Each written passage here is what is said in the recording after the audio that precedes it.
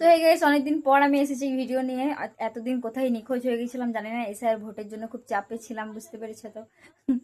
তো কথা হচ্ছে অনেকদিন থেকে তো তোমরা আগে দেখেছো ব্যাঙ্গালোর স্টাইলে পকোড়া, চিকেন পকোড়া বানানো। আজকে আমরা বানাবো বাড়ির মানে ওয়েস্ট বেঙ্গলের তরিকাতে পকোড়া, ঠিক আছে। আমরা এখন আছি হচ্ছে বাড়িতে, অনেকেই জানো বাড়িতেই আছি।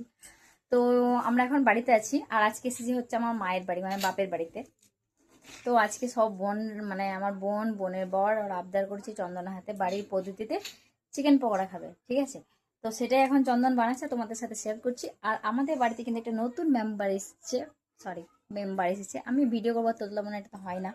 তো আমাদের বাড়িতে একজন নতুন সদস্য এসেছে, খুব শীঘ্রই দেখাতে চলেছি তোমাদের সাথে একটা ব্লগের মধ্যে।